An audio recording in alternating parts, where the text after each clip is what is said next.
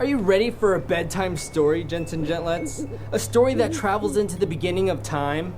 I'm not going to sing you the song you innocently sang ever since your childhood, making you question why we ever sang this nursery rhyme to begin with, and how evil managed to hide in plain sight. Today, we're unraveling the mystery behind the classic Knick Knack Paddy Whack.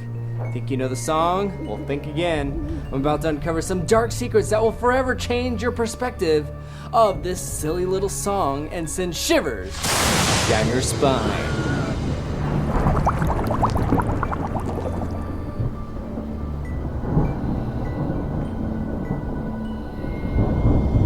You know the tune, but for those who don't, let's go ahead with it. This old man, he played one. He played knick-knack on my thumb.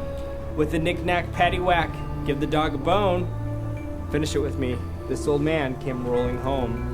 It all began in 1171 when King Henry II of England stepped onto Irish soil and declared himself Lord of Ireland. This marked the beginning of centuries of English control over Ireland.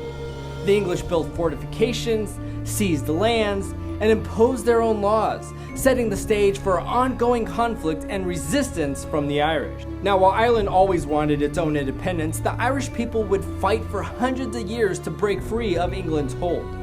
Then, in the 16th century, English settlers moved to Ireland, buying up all the good land, then renting it back to the native Irish. Now, the English were rich, and the Irish, well, they were struggling. So most Irish couldn't afford to rent their own land from the English. Fast forward to 1845, the natives suffered the famous Irish potato famine, which caused over 1 million people to die. This led to about 25% of the population either dying or immigrating to other countries in order to survive. During this time, many Irish people were left homeless and desperate. They went door to door selling knick-knacks in order to try to survive. A lot of Irishmen in those days were named Patrick, much like the name John is popular in America.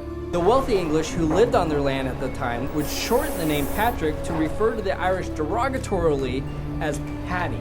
Now, when the Irish would come to their doors trying to sell their knickknacks, the English often gave the Irishman a whack and then sent them on their way. Now, while the Irish were starving during the famine, Ireland still grew an abundance of crops. So why were so many Irish dying from starvation? Because most of the crops that were grown would be exported back to England for the crown. While English ate lavish meals, they would give the Irish scraps, or give the dog a bone. What about the phrase rolling home? Remember many of those displaced Irish people that couldn't afford to rent the land that the English took? So they had no other choice but to live in caravans, or also known as rolling homes, that were pulled by horses or in some cases by hand because they couldn't afford the horse. This term also alludes to their nomadic lifestyle, moving from place to place in search of work or shelter. Just when you thought the song couldn't get any darker, oh, it does. Some interpretations suggest that the line, "give the dog a bone," was a grim reference to the English giving their dogs bones from the bodies of deceased Irish people. It is a fact that the famine was so severe and the English did so little to help that many Irish people died from starvation, and their bodies were left to rot in the streets because the families couldn't afford to even buy a coffin to put the bodies in. But this is old news and the Irish aren't bitter still, right? Well, think again. When dealing with royalty, there's a lot of certain etiquettes that you must abide by. It's considered bad behavior to have your hands in your pockets in the presence of the English royalty. Many Irish politicians and public figures, including athletes, have been seen putting their hands in their pockets during interactions with British royalty, even to the Queen. For instance, Irish rugby player Ronan O'Gara was famously photographed with his hands in his pockets while meeting the Queen. Although he later explained it as a practical move, many interpreted it as a form of protest against the crown. Why would something as simple as putting your hands in your pocket be considered a form of protest? Because during Ireland's War of Independence, British soldiers were ordered to shoot any man found with their hands in their pockets, even if they were just a civilian.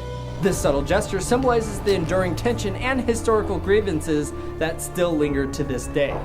So what's the verdict? Is Knick Knack Paddy Whack just a fun nursery rhyme? Or a dark tale of suffering and cruelty? I'll let you be the one to decide. But one thing's for sure, this song has a much more sinister backstory than we ever imagined. You think that was crazy? Go watch this conspiracy. Also, you can try my candy at crazynate.com. It's almost as unbelievable as this story.